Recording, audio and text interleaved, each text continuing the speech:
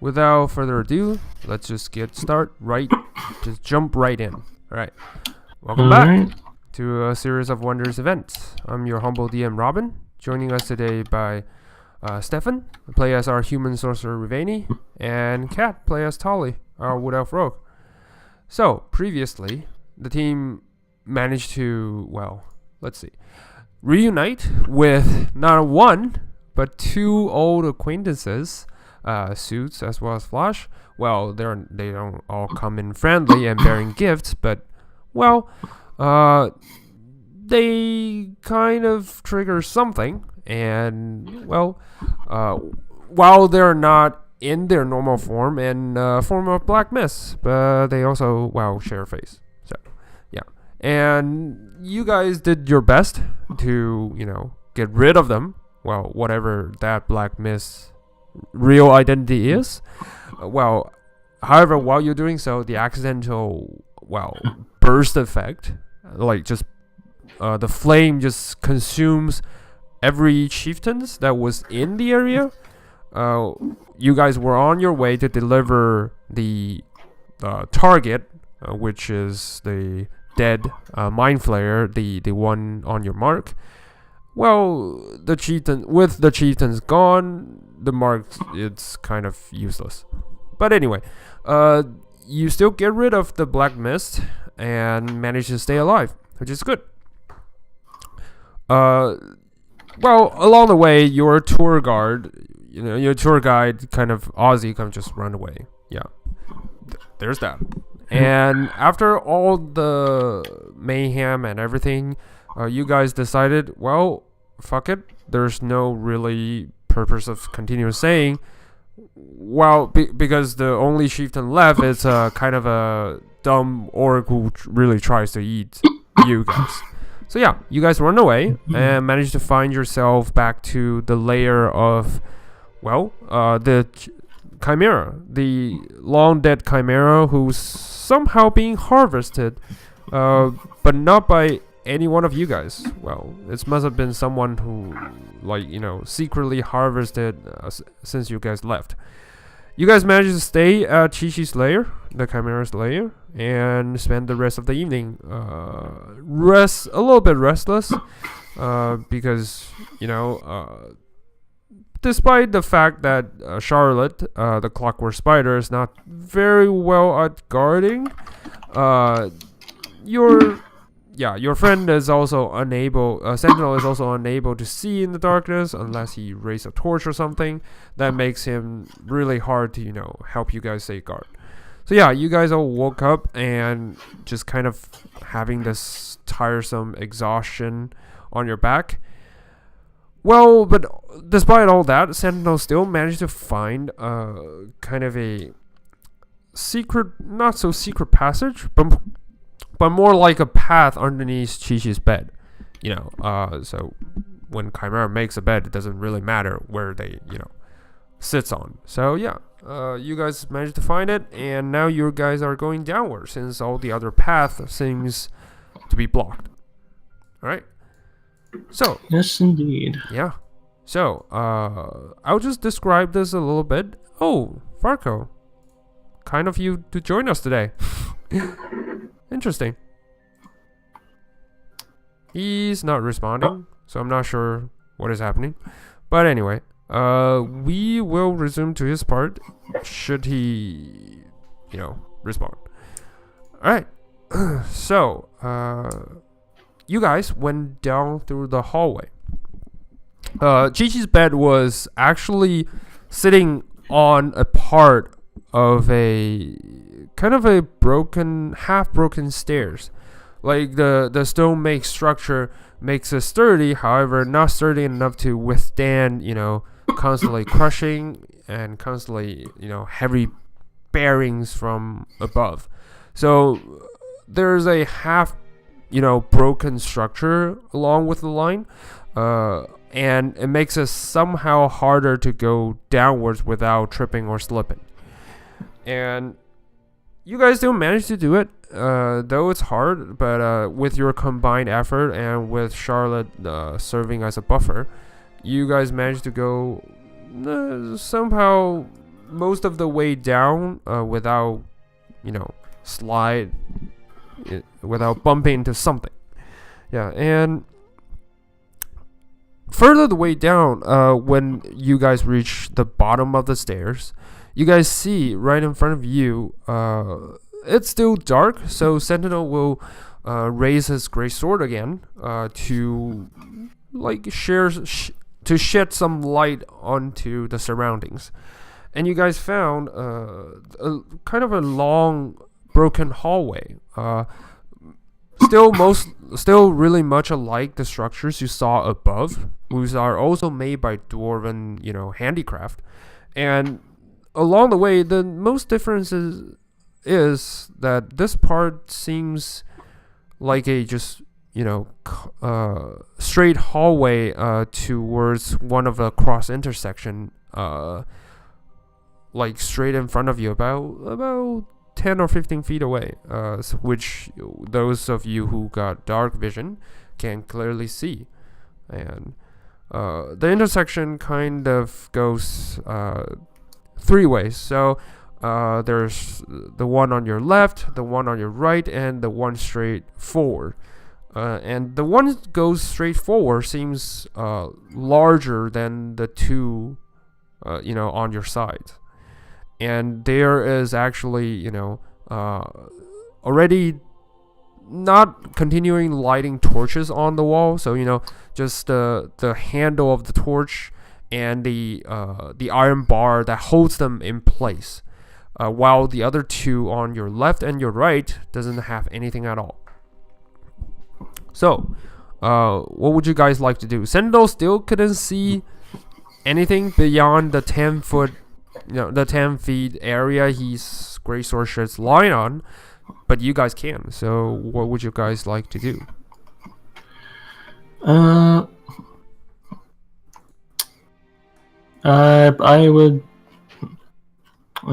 would forge ahead with my night vision goggles for the time being. Yes.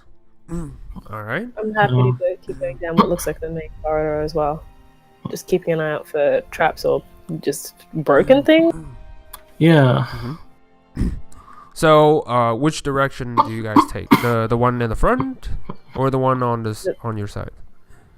Straight ahead's the one with the torches in the wall, right? It looks Yes. like more like a main passage. Yes, and it is the only one with torches. The remaining part of the torch. It doesn't light up per se, but it's might be in the past it might used to be lit on at the whole path. But yeah, so you guys want to take the front row? I sort of do like eeny, meeny, miny, that way, and we'll take the front. I would take the front. All right. Once you guys set foot forward, a sentinel being the front guy is always moving on the front line to block any incoming danger. He sets foot on the main hallway, and you guys can clearly see when he crosses over, his body kind of shakes really obviously for a moment, and he's maneuver. Before when you guys travel together, he always shows more resembles to a living being. Well, most of the part, his gesture, his movement, all indicates that with his past and while he was turned into a warforged, he still have some habits that resembles his past and more like a actual living being instead of a mechanical craft. But when he set foot onto the main hallway, his demeanor's turned to a more mechanical way, much more like a robot instead of a living being. And his movement kind of just goes in a steady tone and just continues walking forward. And by all the gesture he's showing, it seems like he doesn't really care if you guys actually follows. I'm gonna catch up to him and stop him. Say, Sentinel, are you alright? Yeah, you just acted kind of weird there for a second. Are you okay? Without respond, he continues to move forward. So when you guys say you want to stop him, you just move in front of him and talk to him, right? Yeah, I'm walking backwards, just kind of stopping him from. Right, he moved past you without any regard of he might hit you with his body or anything. He just, move forward. He didn't even brush you aside like normal people will, out of my way. But no, he just punched straight through. Roll out of it. Yeah. And he's also in a really cohesive, walking pace. Like, just really robotic. Yeah. So. Something is wrong. We don't want to lose him. I guess we might as well follow him. Make sure he doesn't, I don't know, run into a trap or something. Alright. So, this is a good moment to... How much time, how quickly is he moving away? Can I check where we went through super fast to see if I notice something? Alright. You guys can definitely check. Well, you can definitely check Tully, but with the only light source moving away, you might need to light up something in order to see, because without Sentinel's Grey Sword shedding lights, it's pitch black down there. So, yeah. Yeah, I wouldn't have wasted the time. I would just be looking, so just my dark vision. Okay. So, roll me a... Well, let's see. You want to see if there's anything that triggers him to do that. So roll me a perception check with disadvantage because of you guys' exhaustion, which is good. 19. So you kind of spotted that on both sides of the main hall, there are small, gems that are etched onto the side. On both of the bottom part of the wall. So one is a sapphire, another one is a crystal, and they are all etched to the bottom of the wall and just kind of blinks when reflecting light. But that's it. I'm gonna remember the layout exactly and okay, this is where this was. If we need some kind of caster to come back and reverse it, that's what caused it, and keep following it. Okay. And I'll describe it to Ravani as we're walking. All right. So you mean that's what you think that's what caused what caused Sentinel to go all wonky? I reckon so. I don't know what it is, but it's interesting. It didn't affect us. Shouldn't we shut it off now then before Sentinel gets hurt? Or I want to know what it is in case shutting it off hurts him. Ravani, you can... That's a good point. Yeah, Ravani, you can try to make... Well, any one of you can try to make an Arcana check to see if that's what you think it is. Like, if that's what, with your arcane knowledge. Ooh, okay, that's really good. But you only get a 16 because of disadvantage. Oh, right. Yeah, because of you guys' exhaustion. That was really good, though. Oh, yeah. Yeah, with the 16, you still managed to figure out... you got this idea of... Not really sure, but you somehow think that it's not just the gemstones. Sentinel...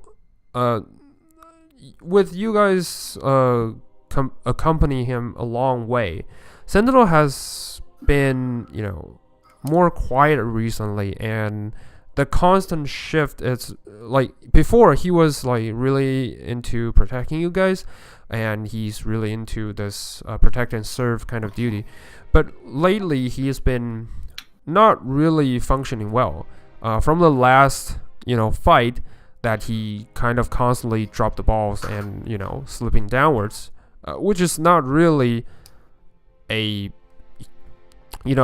professional warrior like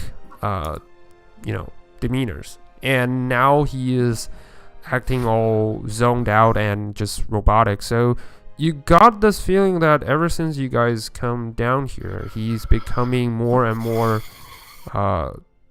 strange, if you would call it that way.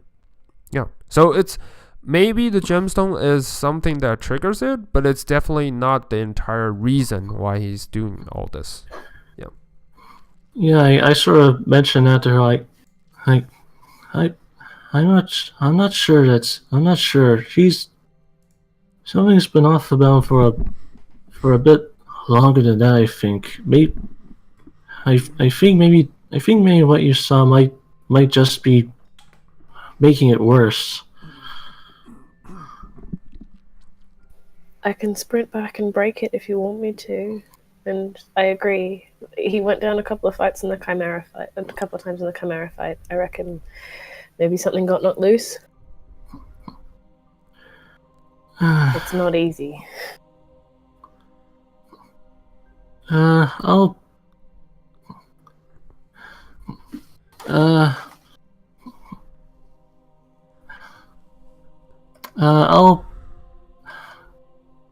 listen. You keep an eye on him. Where is it that you saw these again? When we split the tunnel in the 3 different directions. In the intersection. Right. Yes. Right. Listen. How about you keep an eye on Sentinel, and I'll go in and see if there's a way to, I don't know, disrupt them or whatever. Okay, I'm gonna try and slow Sentinel as much as I can then, so she can catch up. All right. With you guys already talking and the Sentinels keep on moving, he's already about 60 feet away from you guys, moving, like marching really straight forward, down to a certain location. It is as if he's head bent on moving forward. So, you can try to slow him down by, well, how would you want to slow him down? Elven backpack him and just just wait. Let's see. Try and grapple and then just go dead hang. Oh my god. Alright, roll for a strength check to counter his strength check. Luckily, it's gonna go real well. Luckily, you both have disadvantage. Wow. Alright. Let's see. Sentinel. Sentinel. Strength. Whoopsie. Oh, sorry. He should make a strength save. So, which is fucking higher. Alright. So, you tried your best to slow him down. Didn't work. Does he get disadvantage on that save? Yeah. Oh, right. Sorry. Could that be a nat one? Yes. That is a sorry. That is my bad. I was looking at the 11. That was my bad. All of us. So yes. That will be like, you don't know. Maybe your footwork actually, make him slow down a little bit, and you kind of managed to stop him from moving forward so fast. He's still moving forward in a really slow pace. So I would say from now on he only moves half his speed forward. So it's like really hard to go forward. Thank you. I'm happy. Right. Yeah, it's a save. So yeah. And he failed. Yeah. And this is another fine example of him like really acting out. Like, it is really unlike Sentinel to be so, Yeah, as I'm hanging, I'm like, this should not have worked as well as it did. Yes. Oh gosh. Yeah, and while she's doing that, I'm gonna run over to where Tali said that those gems were. Mm-hmm. All right. So, yeah, you saw the gems etched at the bottom of the walls on both sides. What would you like to do? Hmm. Uh.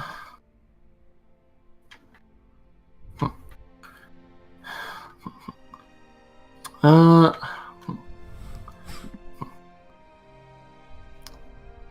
Well, I'm actually gonna just see if I can firebolt one of them. All right, go ahead. All right, you hit it. Just remind On a you guys. 10? Just remind you guys. It's only skill checks and ability checks. Okay. So Yeah. yeah.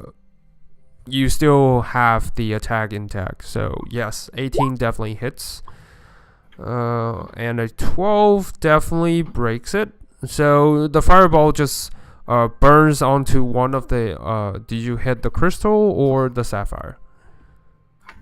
The crystal. All right. I'm gonna say. You break the white crystal and like just 1,000 pieces. Yeah. So do you still go on forward? Just continue hitting the other one. I'll aim at the sapphire. Was it? Yes. I'll aim at that one too. Then. All right. Go for it.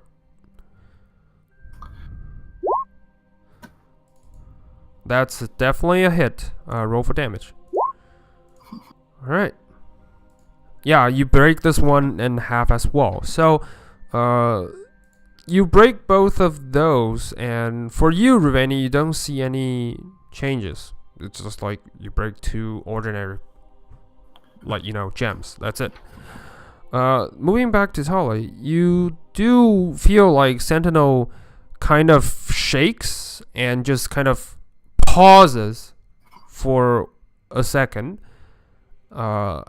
with the first strike, which is assumingly the same time the first strike happens, and then the second pauses, he just completely just kind of stops in place, and it took him about 5 to 10 minutes to finally resume his normal gesture, like to unfroze himself.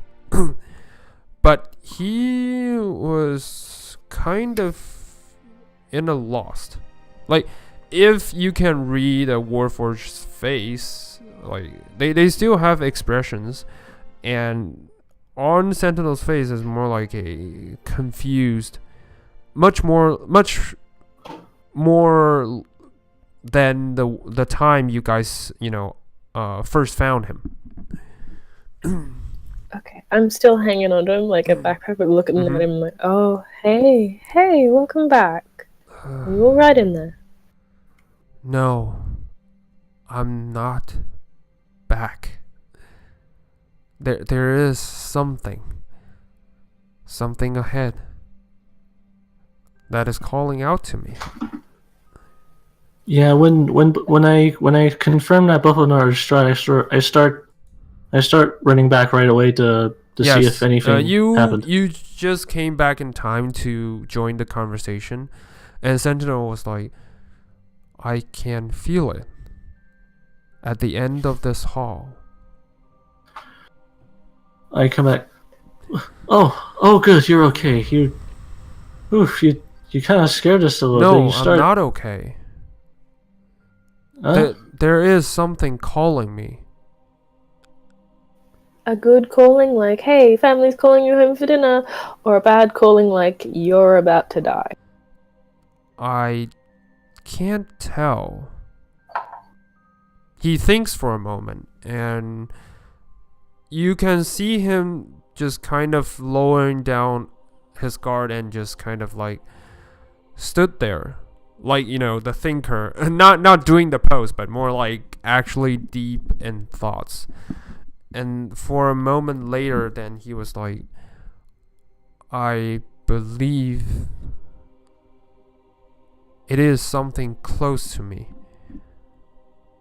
I can't tell the nature of it, whether it's good or evil. But okay, well, close to you seems alright. Yes. How do you feel about it? I don't know. it feels like a part of me. Do you want to check it out, or do you want to leave it the hell alone? We can always go the other way if you want. Just say the word. I would very much like to check it out.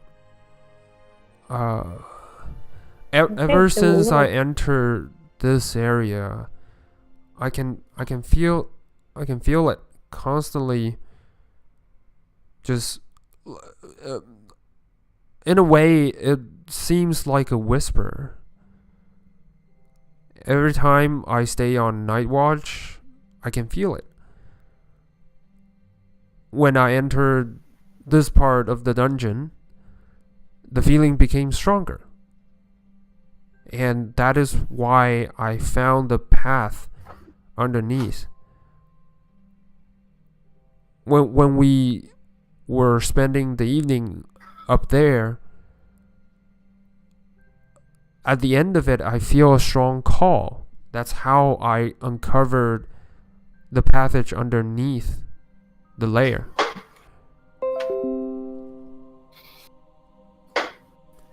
And I will very much like to finish this.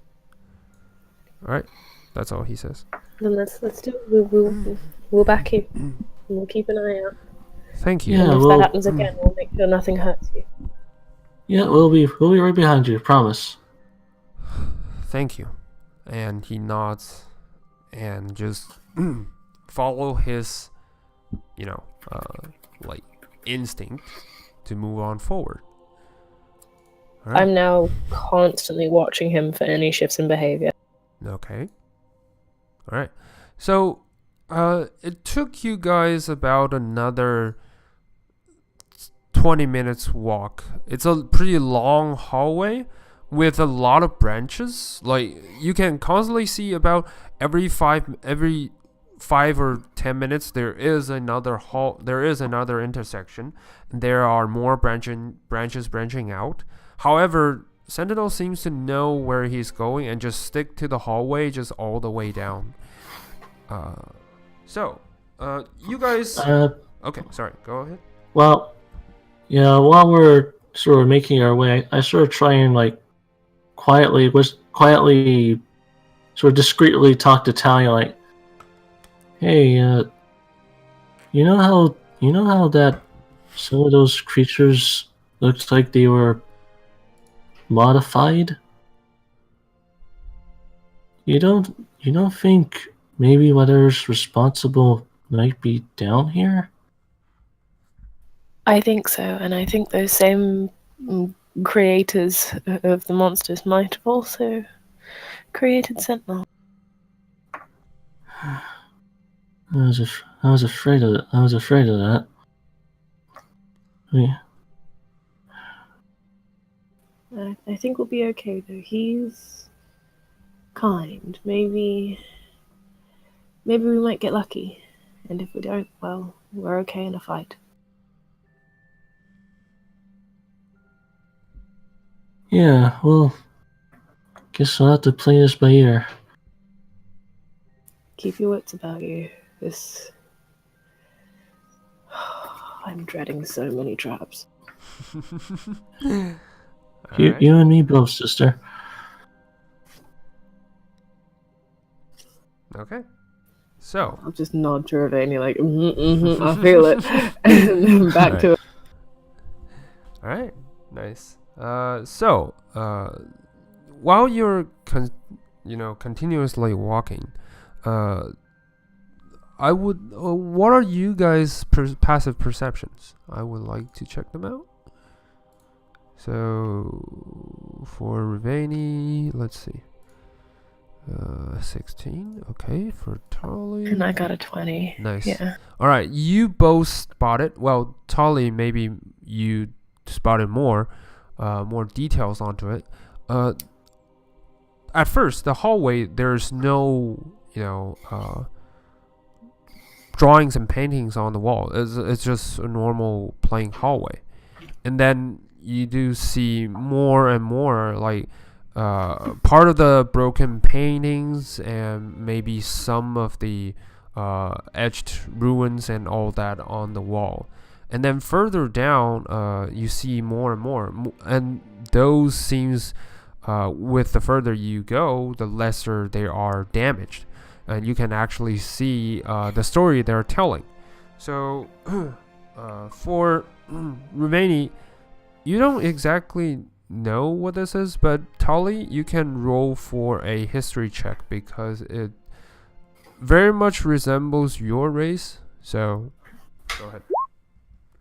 All right. Oh, come on, disadvantage. It's a- Why you do Yeah, it? disadvantage. All right, it's an 8.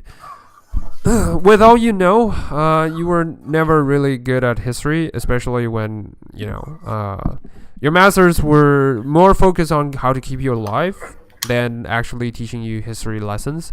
So, the only thing you know is those definitely are some elves, and they seems to be the most of you can gather is they seem to be wielding a really exotic weapon, a weapon that seems like 2 scimitars bind it together, so it's like a double-bladed scimitar. And the second thing, they don't seem to be coming from this earth, well, this plane, and they seems to be coming from where Lux is, which is strange because this place must have been, really ancient. And from what you can gather with, your family, the Black Feather Sovereigns, from what they told, Lux wasn't built around, few centuries ago. So it is weird that in this ancient tomb there is actually signs of another branch of elves coming from Lux to here. So yeah, that's all you can gather because that's the most identical drawings or paintings that shows up constantly. But you can't really tell the story. Yeah, that's about it. Looks like this isn't the first time Lux has had elves come here. This is.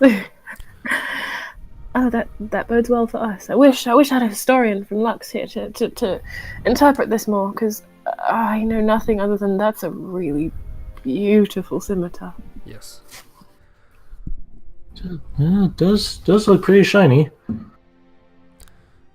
Pretty nice, I mean. It's something else. That's the stuff of legend, that weapon. All right. So you guys keep on catch up to walking Sentinel forward. like, oops. Yeah. No, Sentinel actually slows down his pace. Like, the deeper you guys went, the slower he gets. Like, just not slow enough to stop, but more like he is walking. His demeanor seems like he's walking home.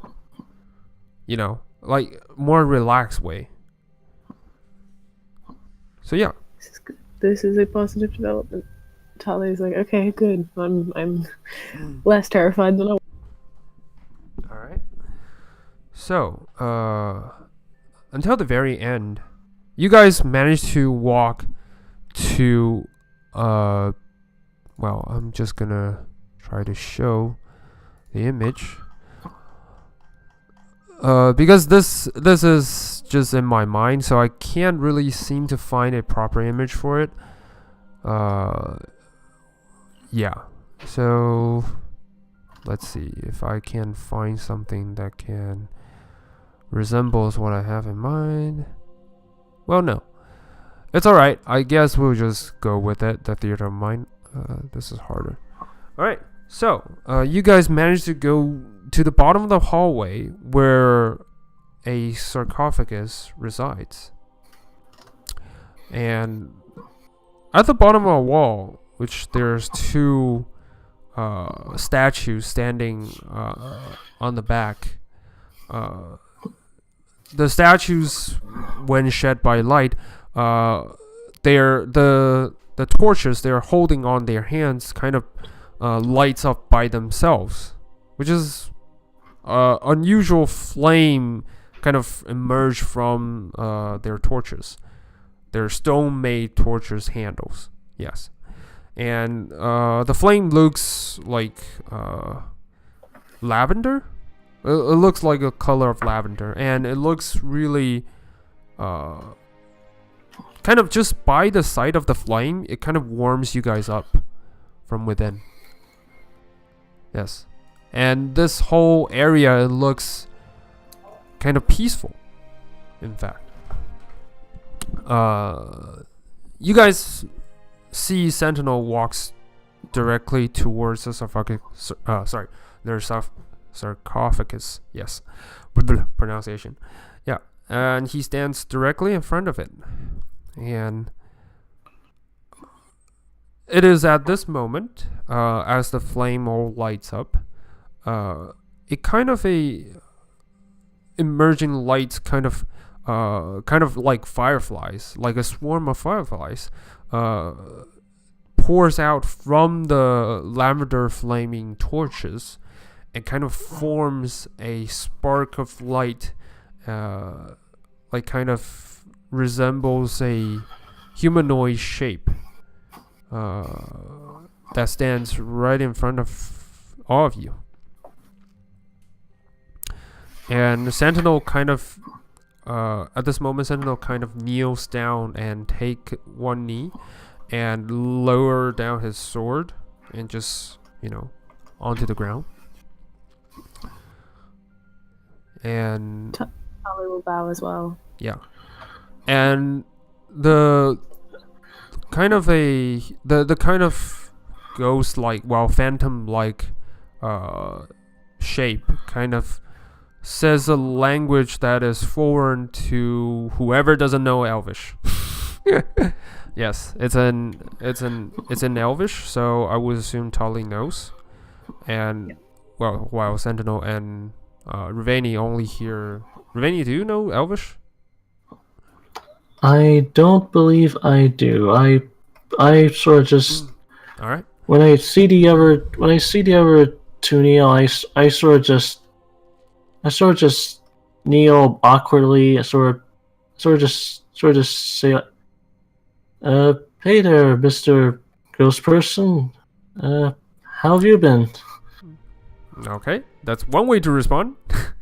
For Riveni, what you can hear, it's all like a really graceful song, and really with beautiful tunes and ups and downs. It's like a awesome music to your ear, but that's pretty much it. And for Tali, you heard the following: "Who has come to raise me?"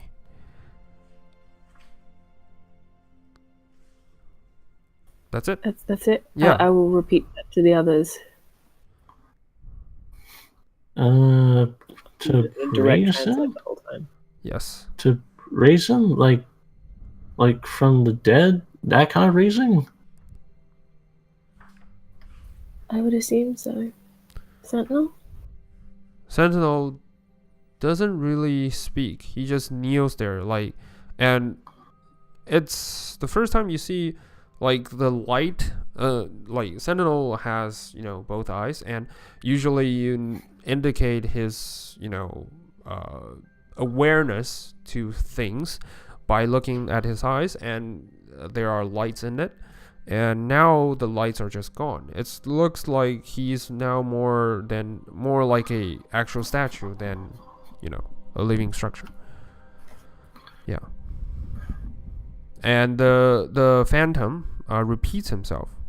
Who has come to raise me? To raise me. I'll glance at Ravani and Sentinel and answer for the group. Sentinel, Ravani, and Tali. All right. And the phantom heard Elvish voice and finally kind of turn his phantom shape towards you, Tali. And the phantom just kind of lowers down its body towards you and just looks at you and says, My body is back. Your I will body? translate that to the group. Yeah. Yes. Yes. I'll ask it. You mean the sarcophagus? You wish for us to open it?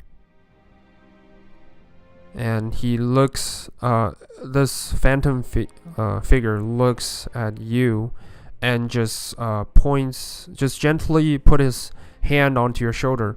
Instead of a normal, necrotic damage or anything that kind of like puts you down, with the gentle touch, you kind of feels your energy kind of backs. The exhaustions you have on you, it's removed. You kind of feel like the energy kind of coursing through your body, making you feel warm again.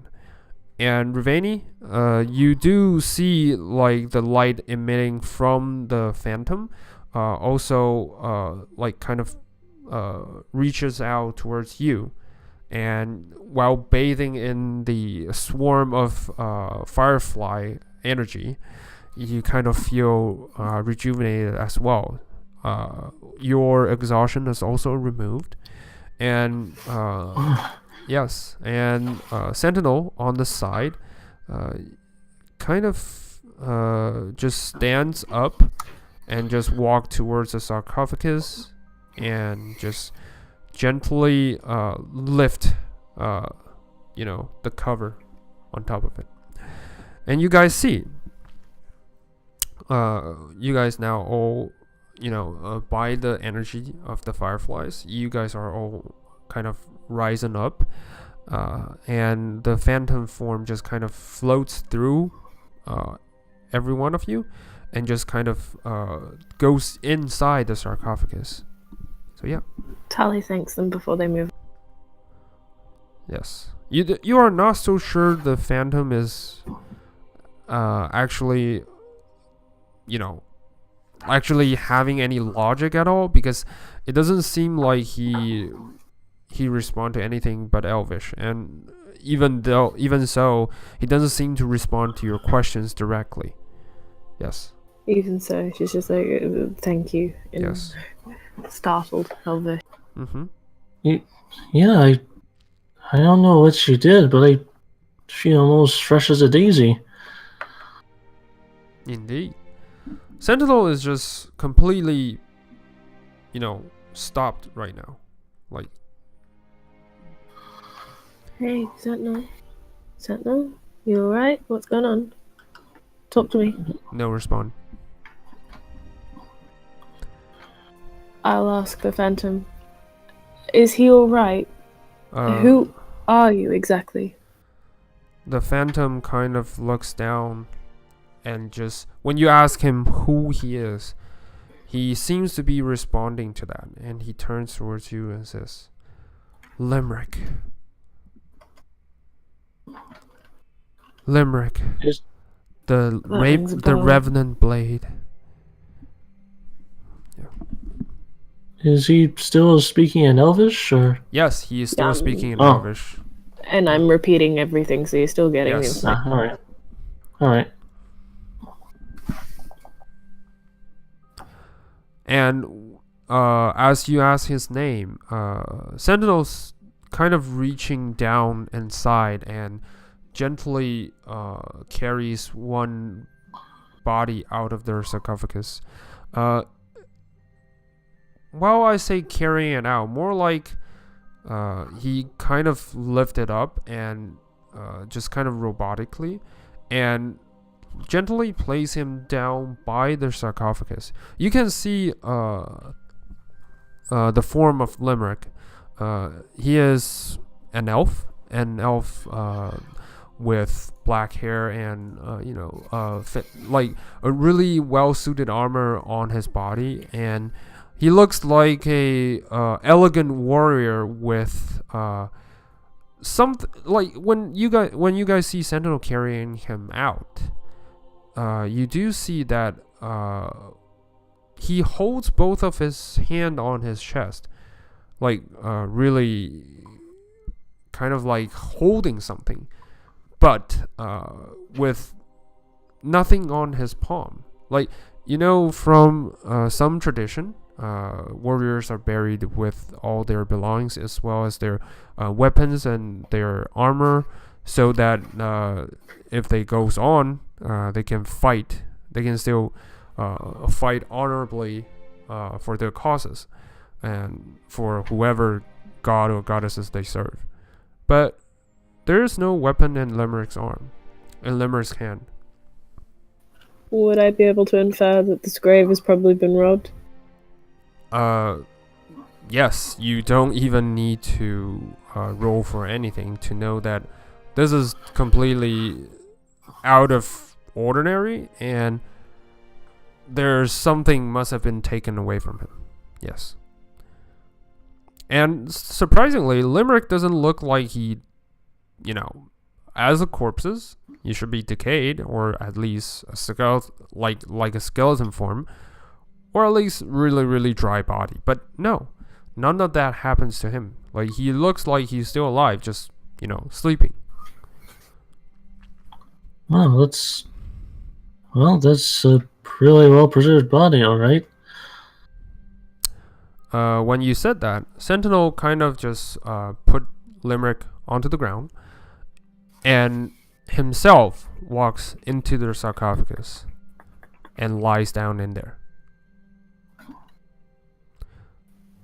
As he lies down, check Limerick's pulse. Yeah. All right. You check Limerick for his pulse. As you do so, the phantom kind of descends down from the afloat state, and you see the cover of the sarcophagus kind of levitate itself up and gently placed onto the top of the sarcophagus, and just kind of slides and closes it, and with Sentinel inside, carrying the weapon on his hand. And the phantom just kind of dissolves into a swarm of fireflies and flies into Limerick's body. That is when you touch him for his pulse. For a moment, there's nothing, and then the pulse, the weak pulse, kind of goes on stronger and stronger and stronger, until eventually he opens up his eyes and looks at both of you. I sort of step back a bit, but did he just come back to life? I'm pretty sure he just came back to life, but yep. Yep, there's no small way about that, and Tony's gonna try and help him to his feet. Making sure he's not going to cough. Sir, are you okay? Can you hear me? Like, how many fingers am I holding up? You do hear. At first, it was some language you don't understand. Then he seems to realize from the, confused look on your face, and then he kind of gives out a smile, and then he changed into a language you both understand, a common, and he says, "Forgive me for not using my physical tongue for so long." He struggles for a moment to speak in common, actually to even speak, and then later on, as more he talks, the more energy seems to, or muscle memory seems to kick in, and then he just continues on saying, I am Limerick, but I'm also your friend." How so do you mean? It has been a pleasure traveling with you, and I am really grateful for you guys helping me for my real form. Your consciousness was trapped in the armor's body. In a way of speaking, yes. and he kind of stretched himself up, and with your help he managed to stand up like really not in a stable way, but at least he's standing up by himself and with a little bit of your help. And then he continues saying, I was, well, in this life I was a guardian of this great city. The Mistranor was thriving and under the protection of us, well, the Revenant Blades. And Yeah, you mentioned that before. Who are they? yes, they are a bunch of they are the holy warriors that guards the sacred place. Imagine like the bastions in Lux. It's just we are warriors that are really fine, really with really in-depth knowledge of arcane and knowing how to protect ourselves from the outside world. We are the guardians. And then he takes another breath and just continues on saying,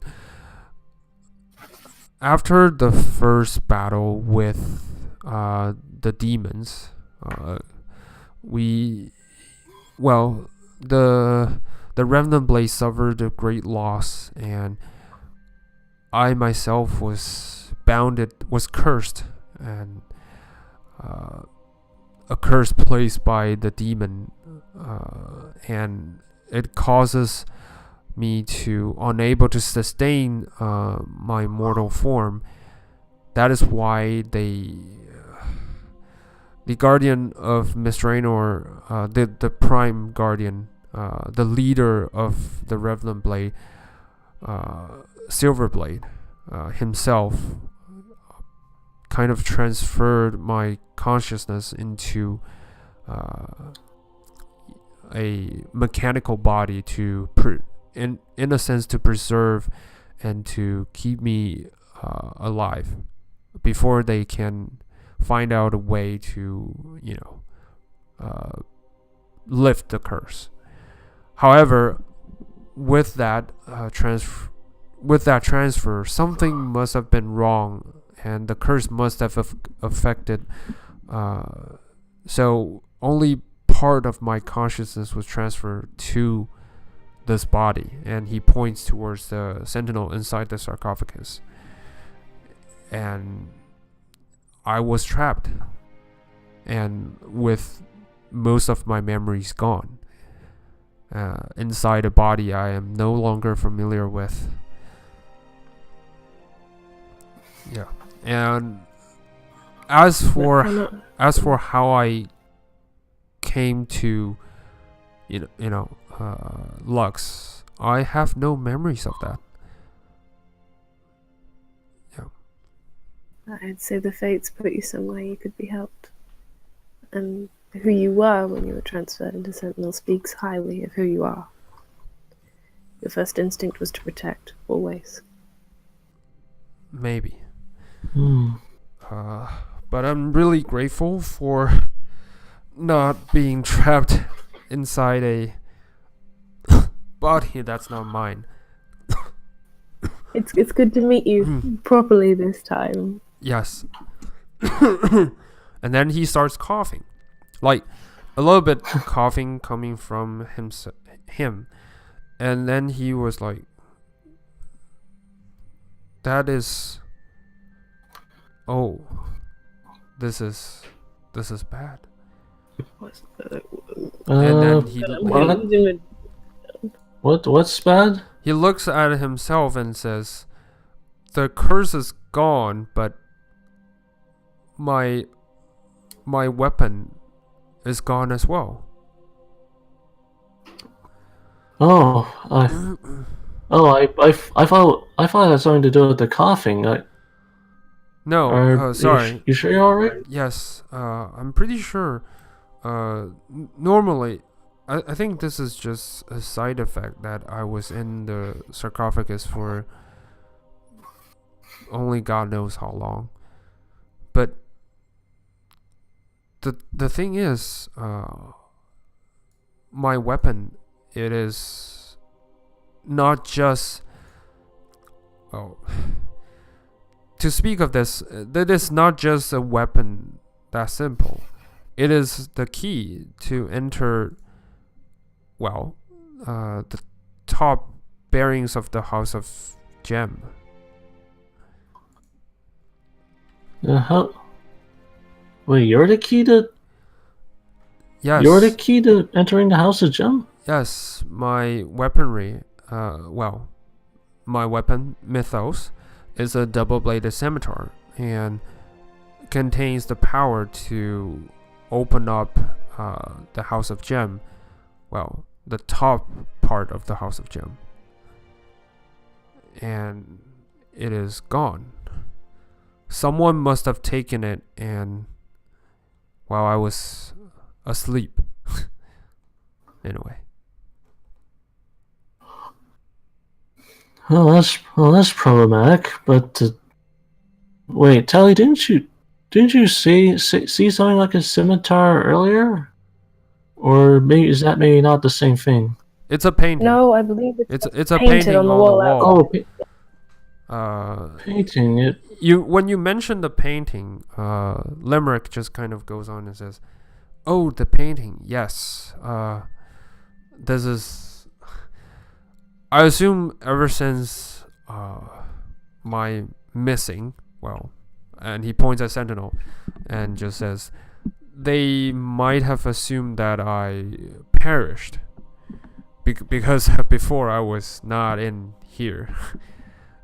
So from the looks of it, they must have seen I have perished, and so this is where our brave warriors resides. This is the Tomb of Elves, or the Tomb of Revenant Blades. Yeah, this is where we end up.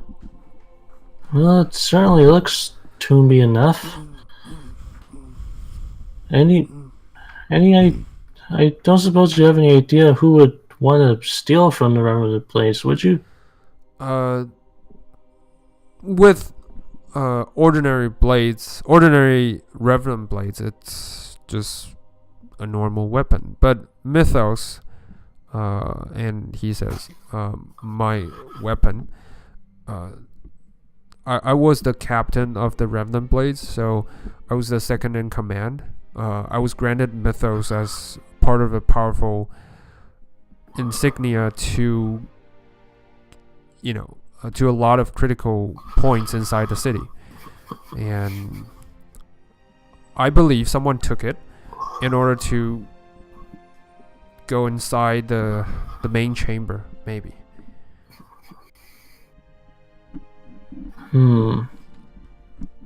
As a matter of fact, he seems to remember something, and then continues on saying, I believe Castle Cormanthor is, to enter Castle Cormanthor also requires the key to enter.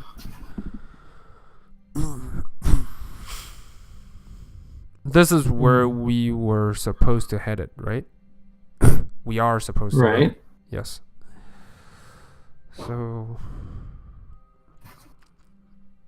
yeah. There's that. What's in this main chamber then? That's supposed to be opened by the Senate. Yes, where the guardian resides. You see, the Prime Guardian. Sorry, let me find his name.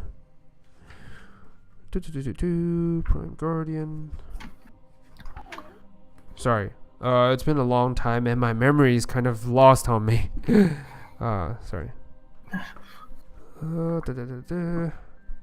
It's a lot of lore. It's great. Yes, a lot of lore. So fascinating. A lot of names I need to remember. And I put this down a long time ago, and I totally forgot about it. Sorry about that. Yep. No trouble. Sorry, hold on. I only recall by his last name, Silverblade. My memory must have been lost upon me, but he is the Prime Guardian and the one who kind of watches over Myth Draenor, the Mythal, and all this. And to be the Prime Guardian, one must sacrifice his mortal form and combines himself with the Mythal. And his spirits will forever remain, so that no evil shall pass unnoticed. Yes. But the thing is, if right now the upper level is so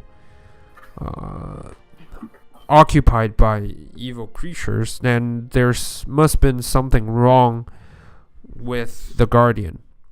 And I believe it is the same person who took the key to the main chamber, because that is where the Guardian, resides.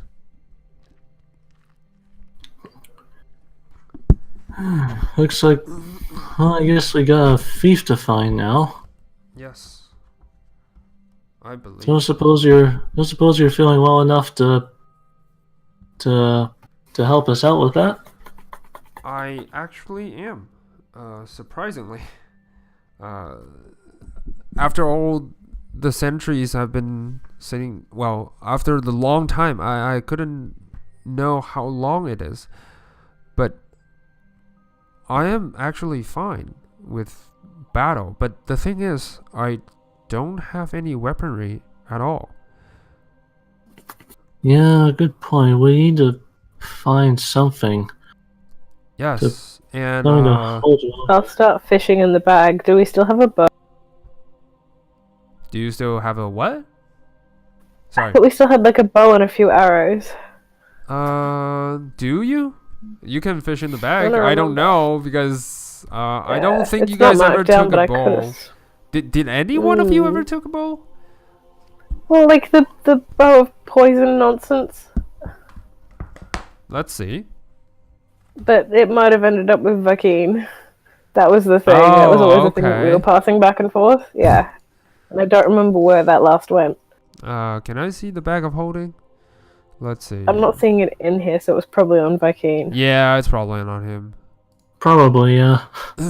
Yeah. So of course, that's why. Yeah. So that's why. Yes. He kept the arrow, the poison arrow, and all that. But I don't think he actually owns a bow. I think it's a crossbow or something. But anyway, the weaponry is not there. You search the bag of holding. There's nothing. Yeah.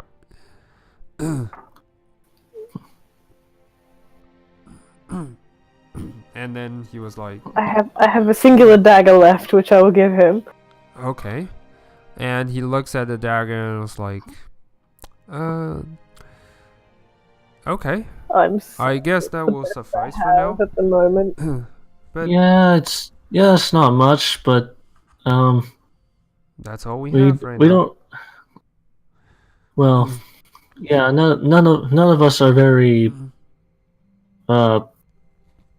None of us really invested in the old martial fighting stuff,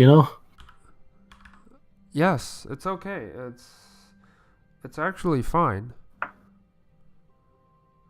Oh. Still, I'd hate to leave you unarmed. It's okay. It just came to me, the memory. The Guardian, it's called Myrodin Silverblade. Yes, that is the Guardian of Myth Draenor. Yes, sorry. Memories, they can be foggy sometimes. And he kind of thinks to himself for a second, and then he says, if we can find the Shrine of Mystra down here, maybe I can retrieve my spell book. You see, I am a spellcaster and arcane practitioner. Yes, and I Oh, yes always a pleasure to meet a fellow spellcaster. yes. It is a pleasure. The thing is, unlike you, Ravani, my spell power doesn't emerge from blood. It is from rigorous study and routine trainings. I don't have a natural gift like you. So I would require my spell book in order to cast a spell. The thing is, my weapon, Mythos, not only serves as a weapon but also a spell focus, and now I have neither. So if we can go back to the Shrine of Mishra to find where my spell book is, then maybe I can help you guys more, along this journey. Let's go find it. Sounds right. good to me. All right, and he kind of just says, Off to the altar then. all right, and then he kind of looks on the wall that are between two of the statues. There is the symbol of the double-bladed scimitar again, and then he pressed his palm onto the center of it, and you see the wall kind of opens up and leads out a kind of a small shimmering portal that go to seemingly another side. And then he says, okay, let's go. And he just gently walk forward and passing through the shimmering portal. Do you guys follow? Yes. I'll sort of give Ray a look, and I'll follow after him. Do I need to make a check to figure out that this guy's probably like a Eldritch Knight or something? Yes, you can roll for Arcana check to see if you get the sense of what his class is, what his abilities are. All right. Yeah, 5. You can't really know. You don't really know a lot about, other type of spellcaster, but you do know that your master is also a wizard. So it's more than likely that he is of one different arcane tradition kind of wizard. Yes. Fair enough. Yeah, one is unfamiliar to you. Yes. All right. So you guys walking through the portal and manage to land it to an abandoned area that looks really tarnished and trashed. Surprisingly, you guys ended up at an area that are okay. I'm gonna move you guys over to here.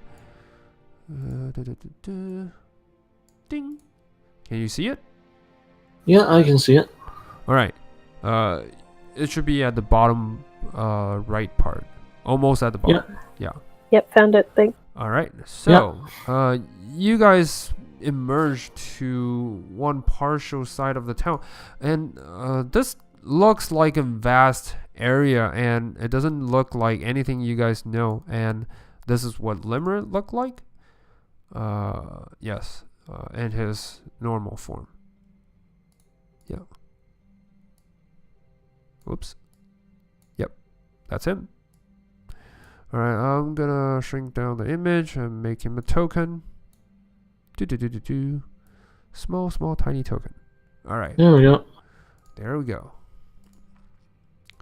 Alright, so you guys end up around a kind of a town's place.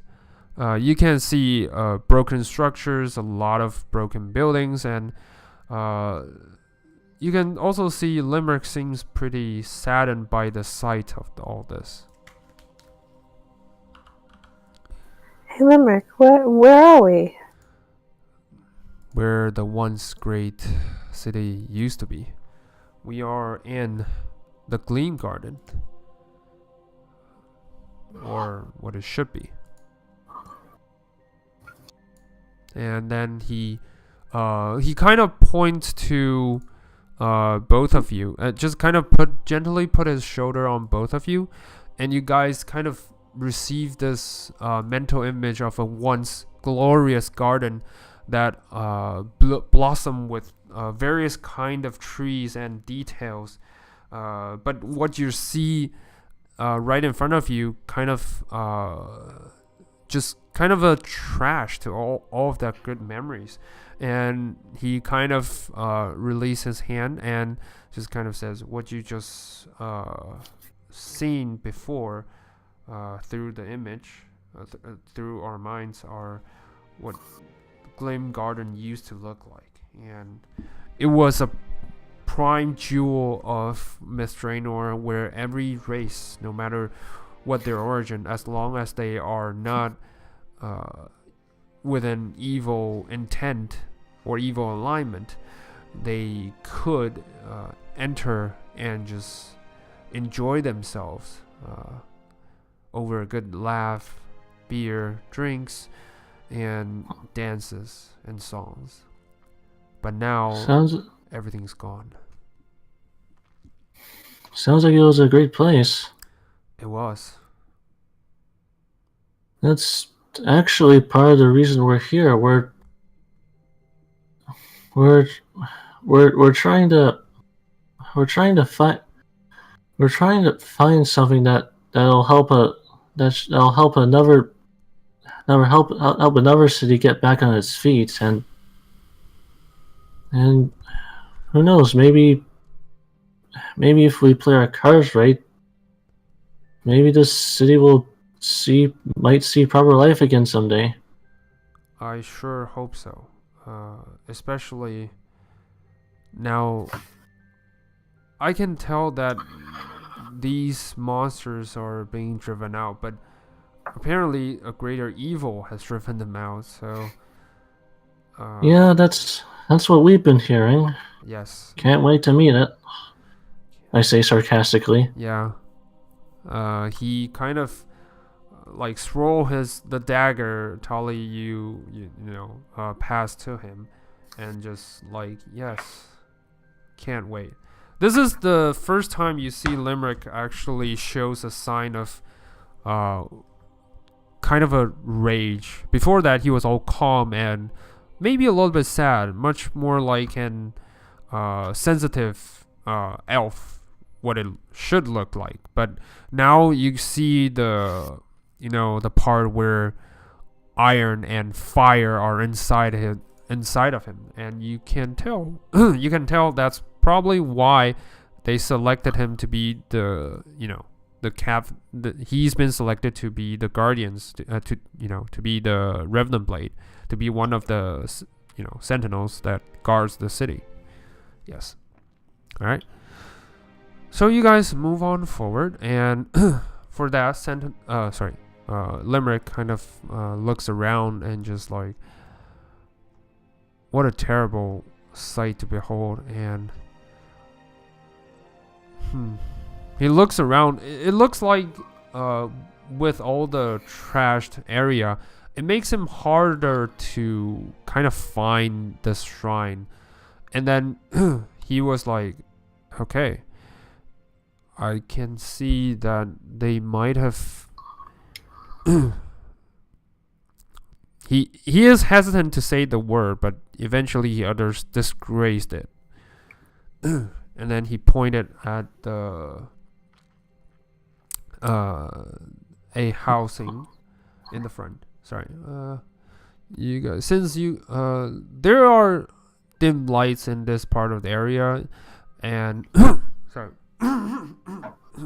Because you guys are out under the sun again. You guys are no longer inside a dungeon per se, but this is more like a this part of area, yes, this part of area, it's more like a dungeon under dungeon. It is more like something on top of the ceilings. It's so far away. At first you thought you guys are under the sun again, but Actually, it's just some kind of glimmering stone on top of the ceiling that makes it shine and like, the night. And Limerick just... Tyler's just sorry. gonna go ahead. grab Limerick by the shoulder and go, I'm so sorry. It will be okay, we'll get it back, and maybe with time we can rebuild. Maybe. But with Miss Raynor descended into this, I assume the prime guardian is also gone. So maybe the way to cleanse it is by an utter destruction, so that everything can be rebuilt on a newer and better foundation. Burn it down and start again. Yes. We can work with that. I guess if worse comes to worse, yeah. All right. So, what do you guys want to do? I'm gonna look to Limerick. This is your territory. How are you gonna call it? If my memory serves me right, my book should be directly ahead inside the shrine of Misra, which is a weird sensation because now it doesn't look like a shrine at all. You guys look forward. The building structure, where you guys see it, it's kind of just broken stone walls smashed together, and you can see the details are... there's no symbol, no signs, no anything that could link you back to the memories you guys just envisioned before. And this part is just a broken down stone wall that are, so yeah. What would you guys like to do? I can quietly creep in to grab it if you like. I will accompany you, if that's a way to do it. Of course. Okay. Do you need me? Do you guys need me to do anything in that case? I can keep a lookout. That would be great. If anything came up, if any danger surfaced, maybe you can help us from the outside, so that we won't get surrounded immediately. Right, can do. All right. And then you guys all... Whoa, nice. Yeah, finally. Oh, awesome. Nice. You think that with a familiar face, though in a newer body besides you, actually makes you want to impress him more. So you kind of do your best in stealth, and into the shadow you go. Even Limerick was like, that is some skill I've never witnessed. Limerick, Limerick tried his best, but you would assume that with his long, in coffin state, he is not doing so well. It is barely enough to make him, for him to, walk in a normal pace, but stealthing, it's hard. Yeah, but you balance it out with your stealth. You kind of helped him through, the not so quiet part. So yeah, you guys managed to stealth and along the side and find an opening. There is a broken like part of the wall that's probably serve as window or something. And you guys peek inside. You don't see... Well, actually, I would need you, Tolly, to roll for a perception check. Limerick will also do the same. Alright. Your perception check tells you there's nothing inside. You can safely enter. Limerick just kind of nods to your judgment. What would you like to do? Quietly count us in. Yes. And then bounce through. All right. You quietly lurks inside, and yeah, the structure, interior at first, because even with your dark vision, it's still takes a few while from dim light to switch to actual dark vision, that everything's dark. You see inside, the surroundings are kind of broken structures, like every other building in this town, in this part of the garden.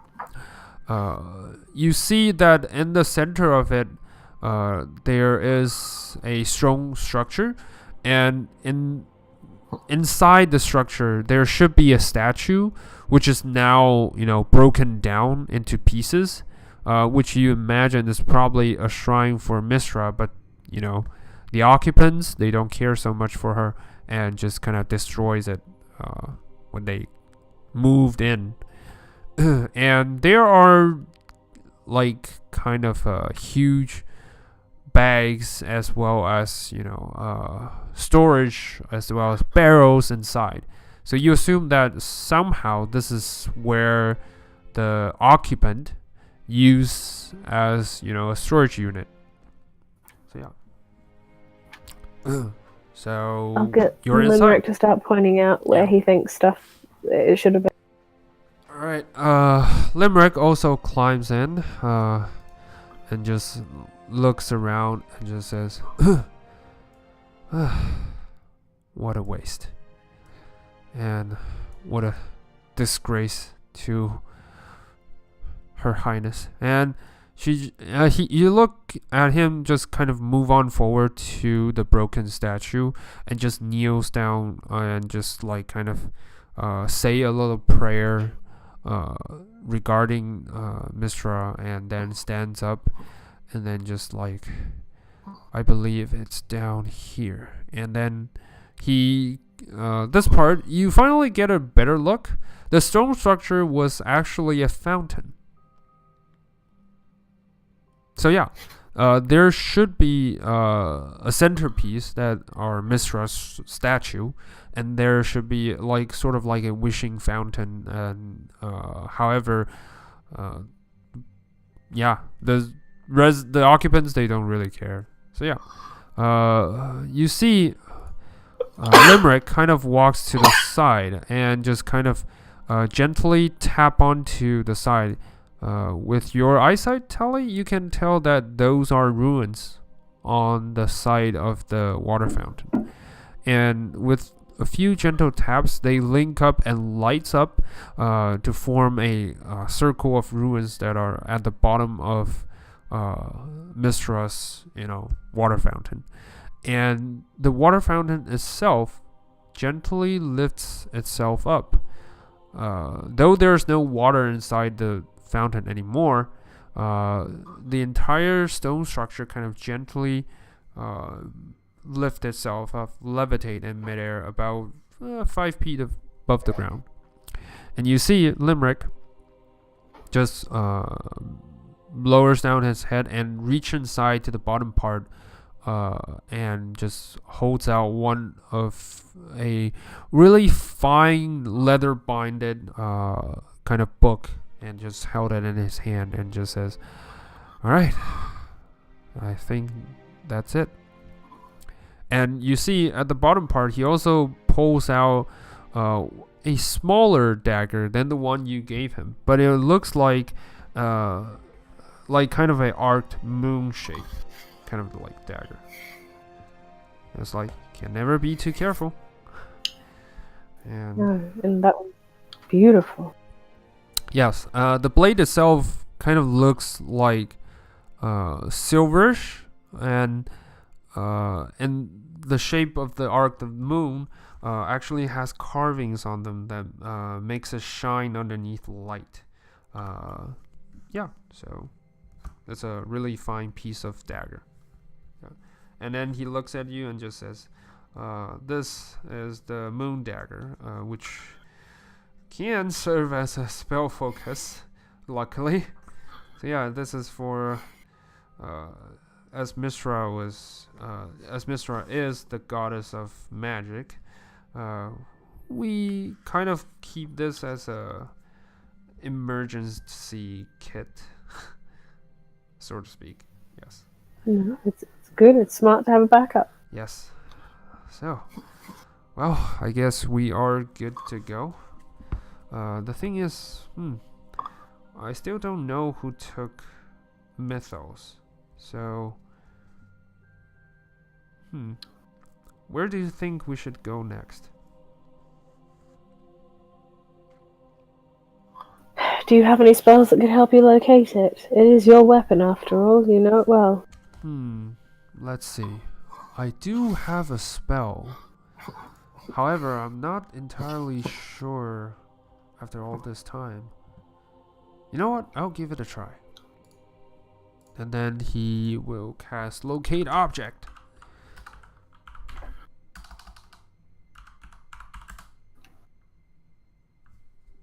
Whoops. Locate.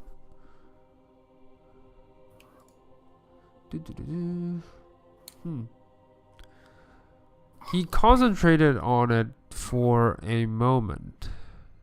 And then he was like, I can't seem to locate it. So what? It's either been destroyed or shielded? No, it's more like something's blocking me. Rivani, you can roll for an Arcana check to remember when yours did this locate object trick. You were there to observe him. Well, you can. You can try. Well, I've been staying out here, sort of keeping an eye out for anything coming. I wasn't sure if I actually heard that. Okay. Yeah, that's true. Would I have? No, that is true. You were observing the area. So, actually, I will need you to roll me a perception check. As I'm sort of sitting cross-legged on top of Charlotte. Yes. Whoops. Oh. You don't sense anything. Oh. In fact, you are really consumed in, learning about Charlotte, and as well as wrapping around the head that Sentinel is actually only partial of your friend, because he's only a partial soul, and it is actually Limerick now. So you're just kind of getting the idea around, and you have no awareness of whatsoever. Damn it. All right. So, let me try something. Yeah. So, it is not a surprise when, it is not a surprise for the others, but for you, when there are two shadowy figures just kind of emerge from the other side, and just let's see. All right, so for Tolly and Limerick, you both see that two of the shadows came from outer side of the window and just kind of drops in, and you heard one of the voice just like, "Shh, be quiet." And you are familiar with that voice. It is Ozzy, the Duergar who abandoned you guys and just goes on running. And the other one just like, "You're no one to tell me to be quiet. You wear the fucking idiotic armor." And then the two start bickering, and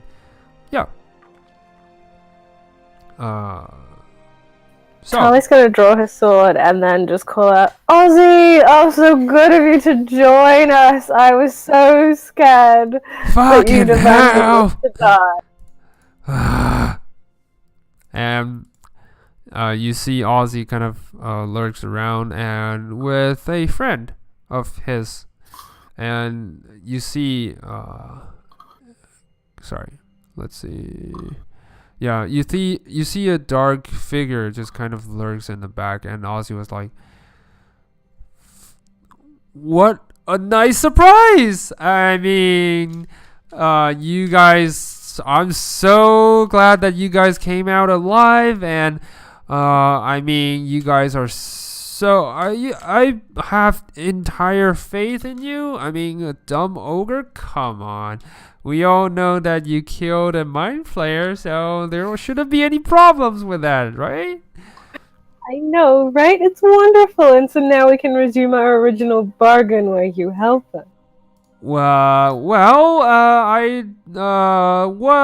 kind of bargain are we talking about? I mean, I thought our deals were set when the moment we were, and then you heard another voice, which is also familiar, and you heard another voice say, "Girlie, is that you?" And you see and also really short stack figure just comes out from the shadow. It is actually Naruto.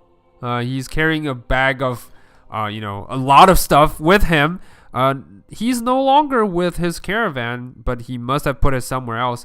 But like with all his bag on him, he was like, "Oh, it's you guys! How wonderful! You guys are still alive." My I know favorite very much customers. thanks to you, by the way. So Do I hear much what's? appreciated. Do I overhear this at this point, or? Oh, I'll stick my head out and call Ravani Yeah. and like, Ravani, we have friends now. Manny, you had no clue until Tolly informed you about this business. Oh, Wait, what? And I'll sort of get off and sort of come right back in, and when I sort of see like, oh well, so there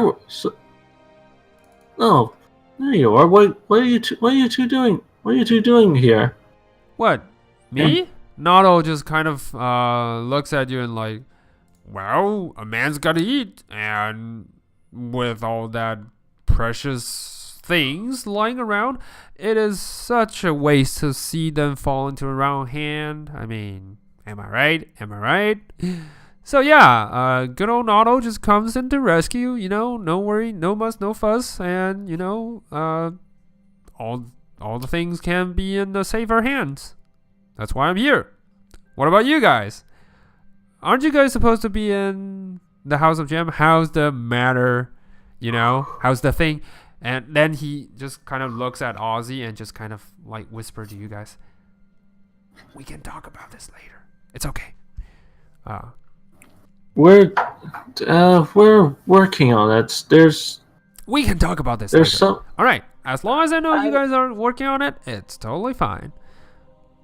So, I make my most insincere grin and just like, well, that's perfect, you see, because Ozzy was going to help us with that. oh really?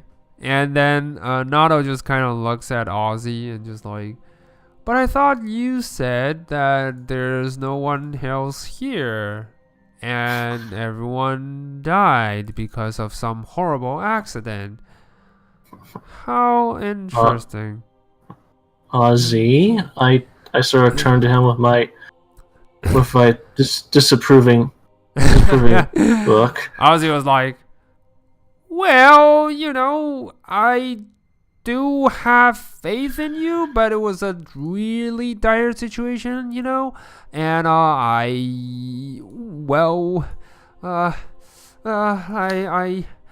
think I'm gonna faint. And Ozzy just kind of like, just kind of holds his chest, and a moment or two, no one reacts, and he was like, "Oh, fine. All right, I'm sorry. Stuff happened. I panicked, and I ran. You see, my people doesn't even want me in the clan. Like, ever since the chieftain died, everyone just wanted like, oh, we fight each other to be the new chieftain, and Ozzy are supposed to be the new chieftain, but no one cares. Yeah. What a shame. No one wants someone that runs at the first sign of conflict. How could this ever have been That's foreseen? called being smart, okay? The dumb guys are always charging the front all dead. So yeah. What's wrong in a man to try to in a door guard to try to keep himself alive? There's nothing wrong about that. No, but sometimes you can work with others and genuinely survive. You gotta stop and look at the situation before just immediately running. I guess you have a point. Now that you have me cornered. Anyway.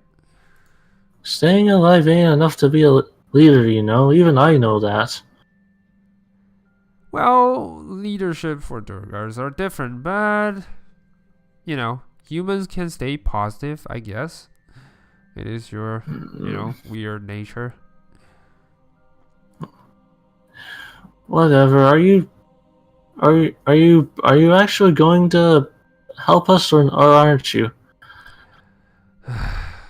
Well, what choices do I have?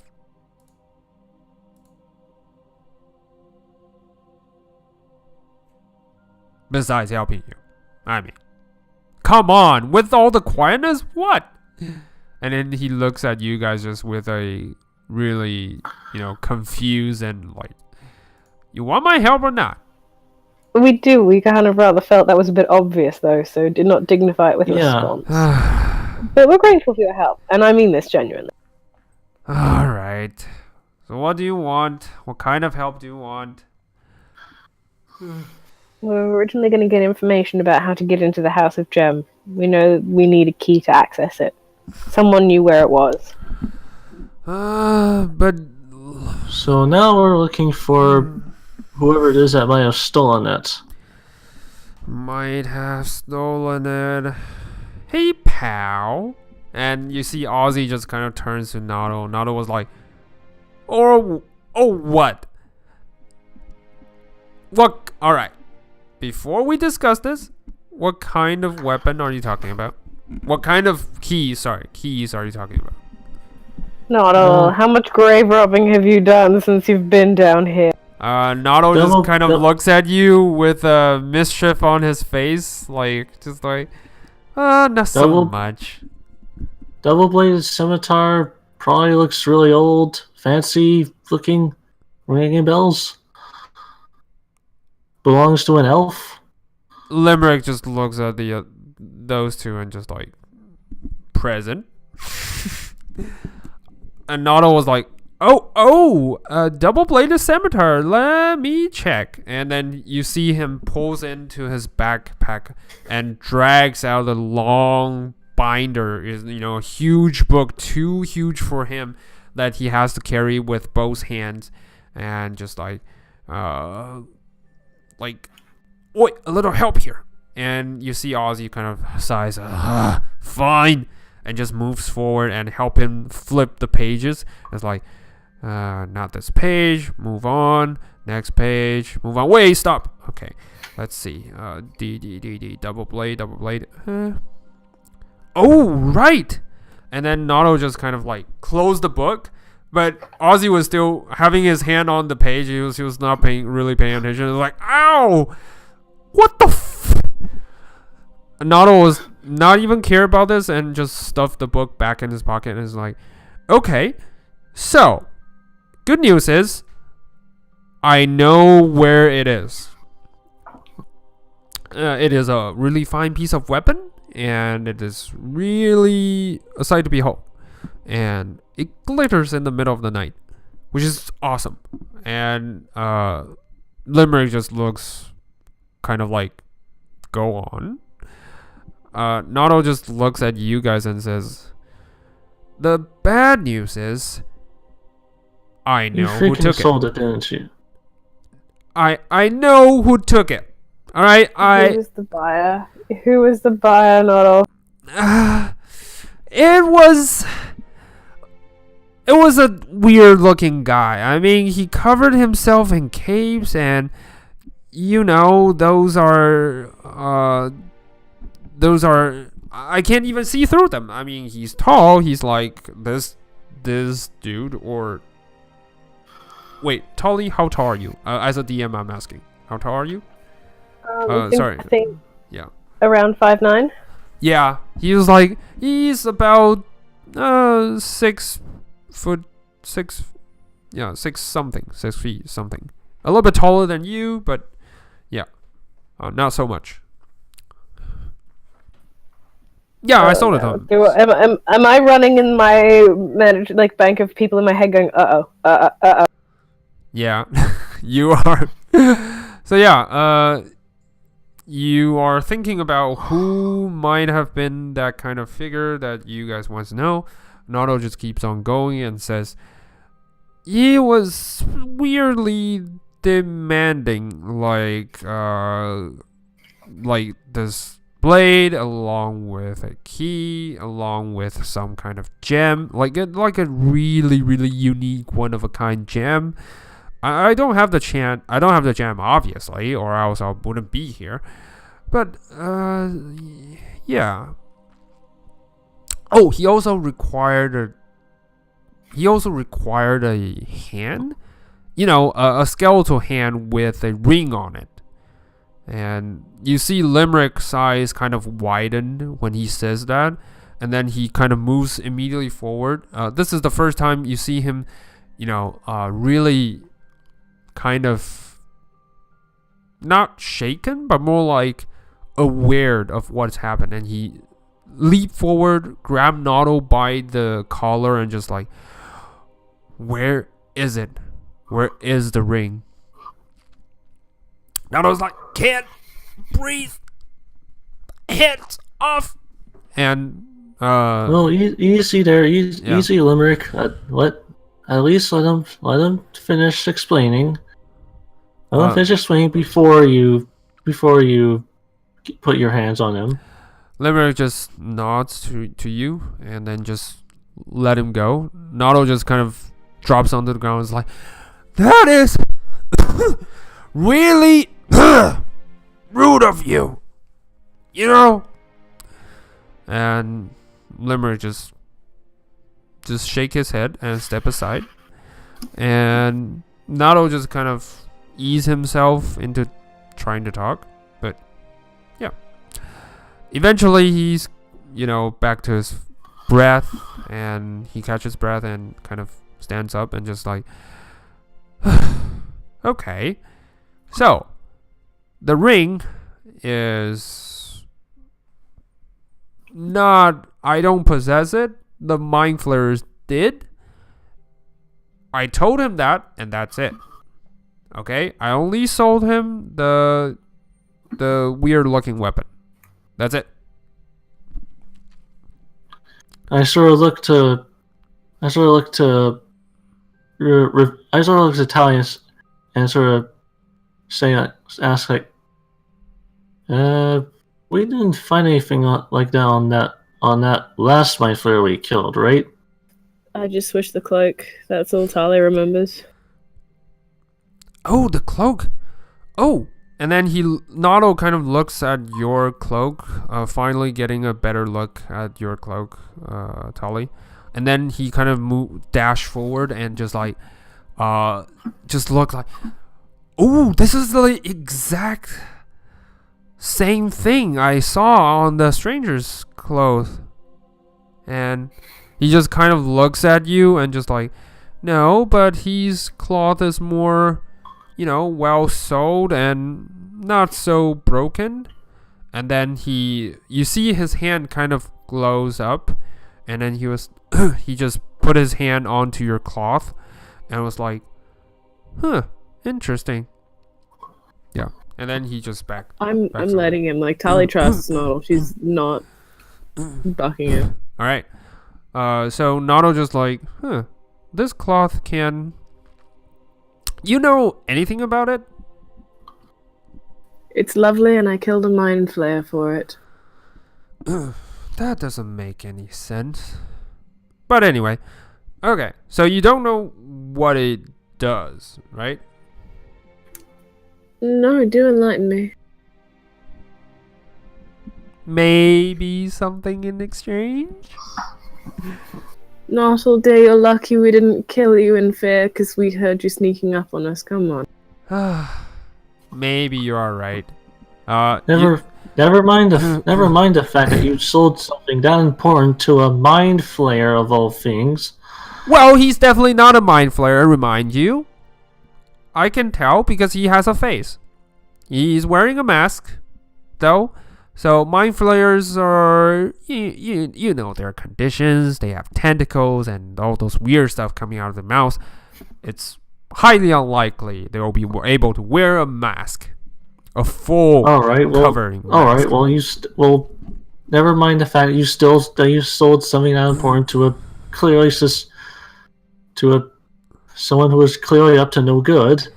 Who knows? Anyone is up to no good. I mean, for all I know, he might be just someone who's trying to save his life, and there are a lot of dummies coming down here with no weapons, no supplies. He eyed you guys for a second, wink wink, and then he was like, yeah, so what's wrong with someone who doesn't want to disclose himself? I'll just try to buy a weapon.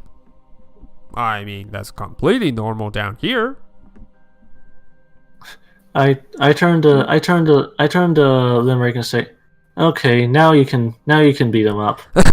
Nato before Limerick just happily move on forward, and Nato immediately like, all right, don't do anything. All right. Okay, so all right, your cloth is actually something called but your condition, it's mostly a tarp. All right, your what you're wearing should be called a cloth, a cloak of safe haven, but it's now a tarp. All right, tarp of safe haven, maybe. So it's nice. Stop being mean. No, I'm just saying. All right, fine. So he kind of revealed the condition to you, Tolly. You can see that now on your character sheet. On your treasure, you should be able to see it. Do you have it? Top of save haven. Yeah. Yes. So it looks like an ordinary cloth, but it grants you a +1 to AC, and while you are wrapped around it, any spell that tries to locate you with through divination has disadvantage. Yeah. So you kind of realize now why the Mind Flayer was wearing this. Yeah. Tali makes just a happy squeak and sits down. Yeah. So after Nato just finished that, just kind of like, so you see Ozzy and he points at Ozzy and it's like, we were traveling down this part of the area and we collected a large bunch. And I think that the guy kind of used it in somewhere else. I don't know where, but I think it has something to do with the frozen part of the House of Gem.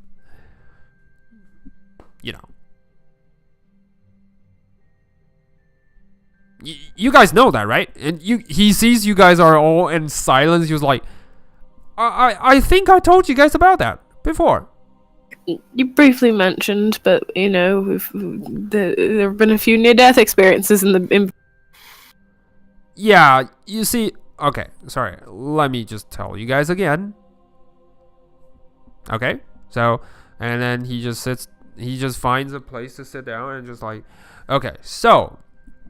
It was, like I said before, about 2 or 3 weeks ago, another group of adventurers came here, just like you guys, asking for help and, a lot of information. I gave it to them in a fair price, and they took off. And then, like, just before you guys showed up, this weird dressing person, it's actually just a few days before you guys showed up. He came here asking me to buy a bunch of weird stuff, including the ring, including a necklace, including his weapon, and yeah, I gave him the information and about certain objects, where they are, and the weapon. I sold it to him. So yeah, and later on, when I was trying to, go into the House of Gem to not scavenge, but to liberate the items from, the no longer needed, and I just, found that the House of Gem doesn't work anymore, and there are a bunch of Z's surrounding us, so I had to bail, and that is why I wasn't there. But you guys show up, and you guys kind of help cleared that part, and there's no Z's swarming around anymore. Thanks. I can only imagine you guys killed a lot of them. Because there were hundreds of them reside in a dungeon. So, yeah. And now it's like, I think that has something to do with the House of Gems being frozen, because your weapon, well, it is freezing cold. So yeah, that's all I know. So what you're saying is our next destination should be House of Gem. It's likely already been used and maybe left unlocked. I don't know. Maybe. Look, I'm no investigating, specialist or someone who really knows this stuff. I just know that you guys showed up, zombies are gone, and when that dude bought the weapon, later on the House of Gem is frozen, and the weapon seems like really powerful. I wasn't expecting this because I was selling a lot of stuff, but now that you guys mentioned it, maybe that's why. I mean, I'm just a normal merchant. I don't. There's no other, I guess. Yeah. No, it's fine. We've just got no other leads, unless there is anything else distinctive about this man you sold it to, like anything. Minor details. He thinks for a moment, and then it was like, "Oh, right," and okay. I think I have his signature. And then he pulls out a bag, with a scroll of stuff, and I was like, you see, with magical, powerful items like this, I need to make sure he's good on his deal. So I would usually require my customers to sign this in order to make sure that the magical bindings, it actually works, so that no one will come back and say, no, you sell me a phony items, haha. No. Yeah, so with the details on this page, maybe. And then he presented the contract to you guys. Under the dim light of the ceiling, minerals shedding, you guys can see that at the bottom of it, it is a signature of AN. AM.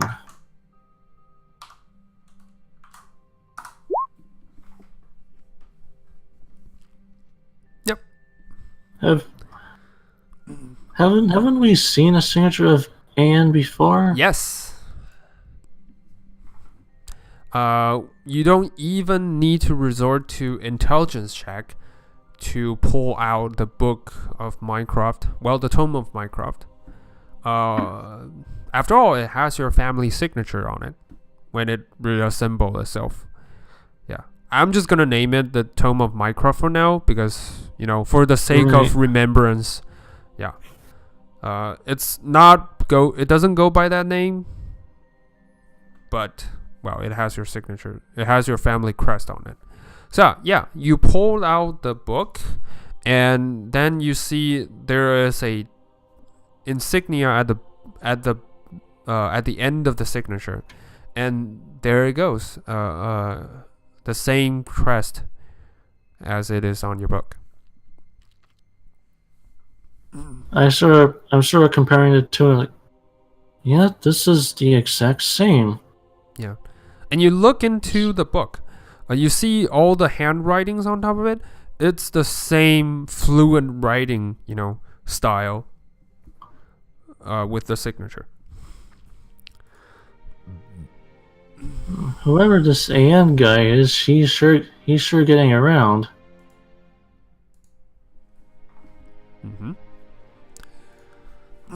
Given the unkind nature of that book, I'm slightly concerned. Yes. But it's nice to have a name, or at least initials now. Yes. It's been so long since you guys, encountered this again, but you get a sense of feeling that a lot of incident happened because of whoever wrote this book. tracing back from your memories, you can tell that from the first time you set foot on your adventure, especially you, Tolly, the signature kind of, the handwriting kind of sparked. Because before, you weren't a spellcaster, you didn't really take a deeper look inside. But it kind of sparks your memory now. As you flip through your original notes, you found the very first contract that kind of lures you to meet the others. It was handed to you by a man in a dark alley. Or I go fishing Yes. as this is coming to my mind. Yes. Like, and it's like, Or is it a man? And I'm Yeah, it was a shadowy figure that hands you a piece of advertisement. And at the bottom of it, you do see a small crest. It's not a sign, there's no signature, because the advertisement was written by the dwarves. The very first one. Sorry, I'm gonna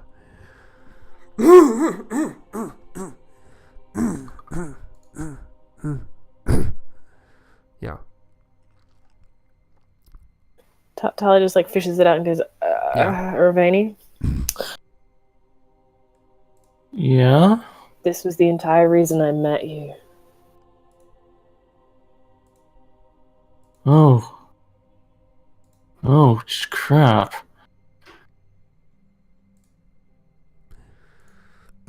Someone's been in the Yeah. background pulling strings since this thing started. A.N. It's all coming back to those two initials.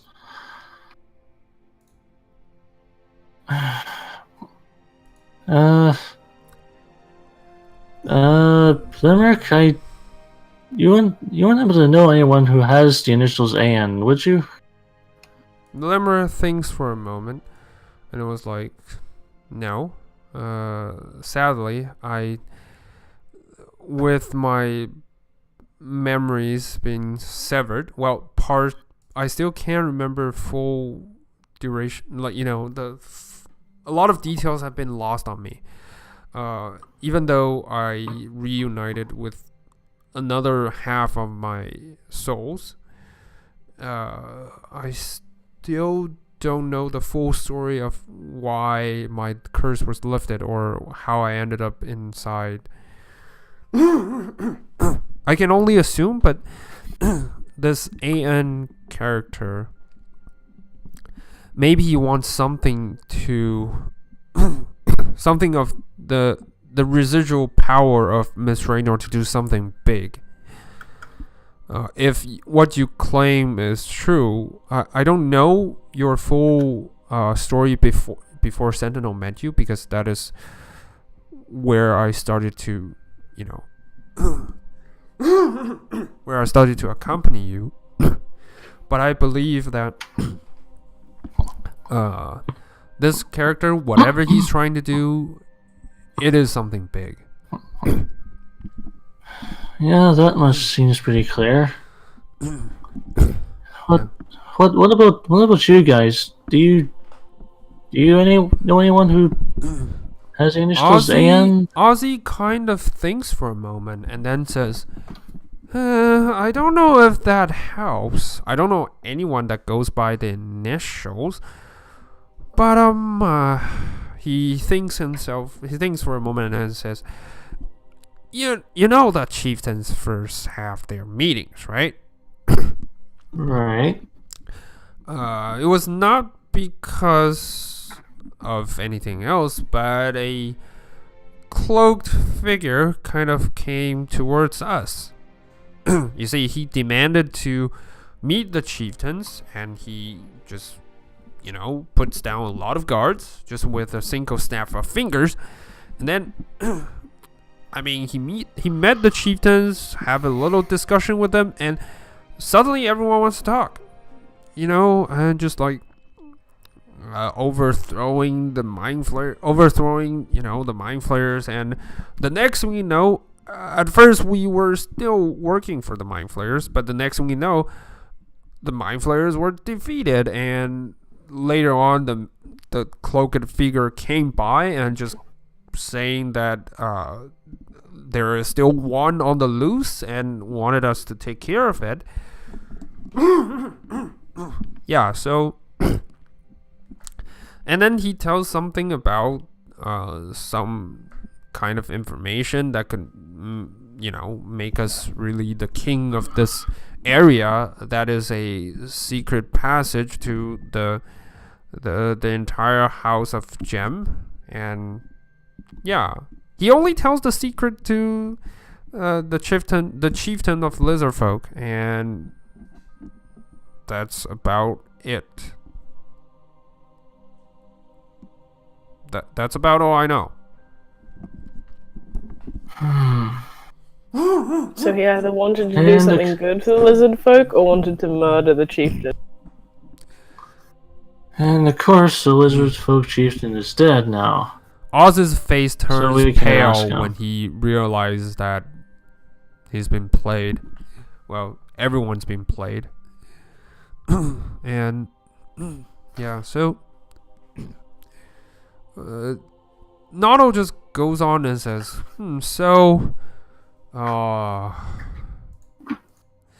I don't know, but maybe I don't know. Maybe you guys can try to find out. I mean, if we know that the House of Gem is sort of a centerpiece of moving around, maybe you can use that.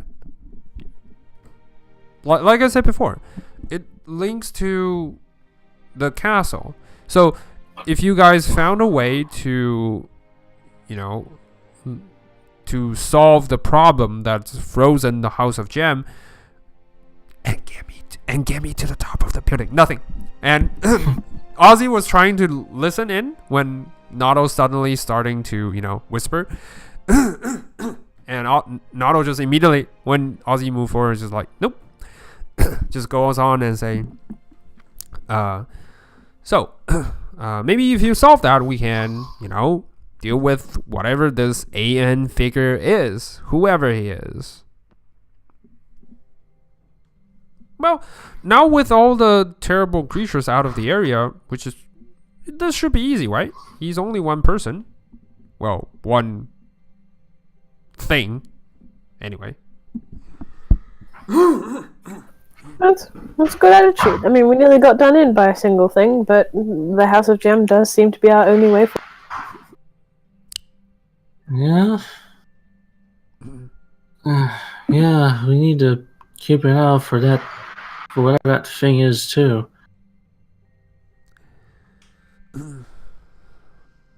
Yeah. So we're cool, right? We're good? We're good. Alright. I guess.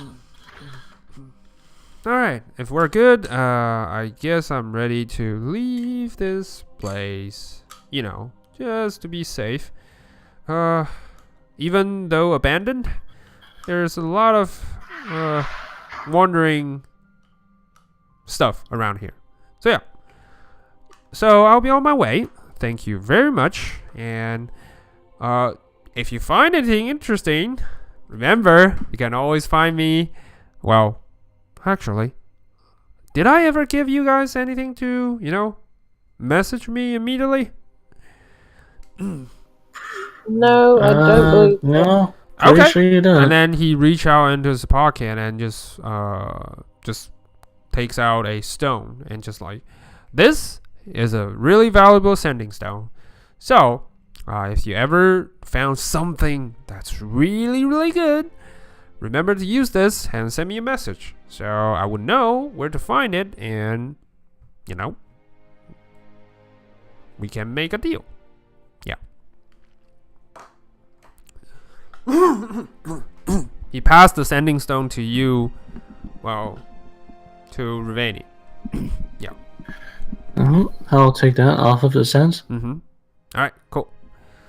And he was like, the other end is here in my pocket. So yeah, anytime you found anything interesting, just do that. All right, Ozzy, let's go. Ozzy was like, okay, so off to the next building. And Nato just like, yeah, sure, just the one on the south one. Yeah, just go check on that one. I'll catch up with you immediately. Ozzy was like, okay, and then he just goes on. This time Nato just moves on forward, just like, the moment you find the scroll I ask you guys about, the tripling wealth part, immediately send me the message. Okay, good. Bye.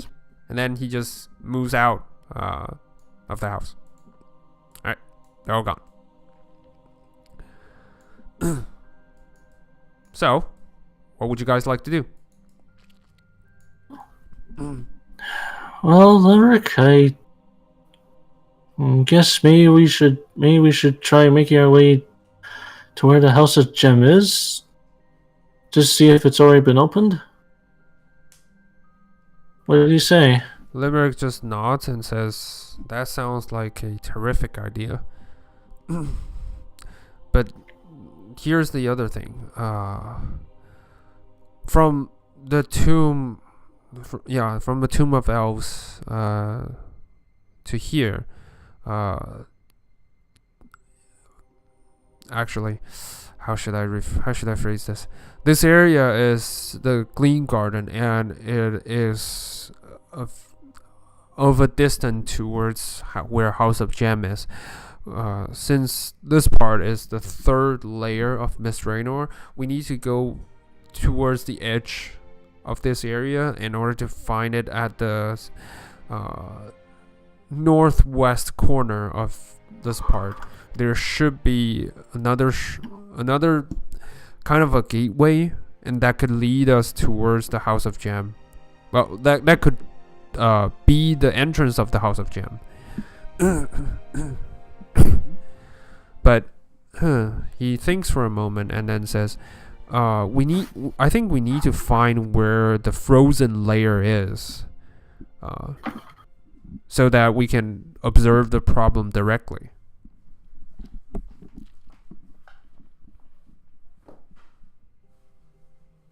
Yep. Sounds good to me. That's about it. Where do we start? Sounds like a plan to me. Lead the way. All right.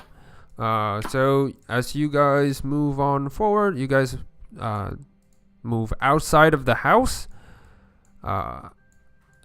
Just leaving outside of the house immediately. You guys are surrounded at this moment. Since you guys are not really fully aware of what is happening, and you guys spend a long time discussing a lot of matters, you are surprised to find yourself surrounded by a bunch of cloaked figure. Looking down, you see like 4 drows staring at you guys, with blades at their hands and bows at their arms. And that's where we'll stop for today's session. Well, that's just great. That's just amazing. Yay, drows out of the shadow. Yeah. Stealthy mother. Yeah, but you guys found a lot of stuff. You guys found out about Limerick, which is the most surprising part. We did, yeah. Yeah, and That was so cool. oh, thank you. I appreciate you guys think it's cool rather than boring of the story, which is good. No, his reveal was stunning. Like, that was cinematic. I could see the camera shots. It was beautiful. Thank you. Like, I really appreciate that. Yeah, I think it came through pretty well. All right, cool. That's awesome. You guys like it? That's the best compliment I can get. Yeah. So. Massively, man. Thank you. Yeah. Thank you.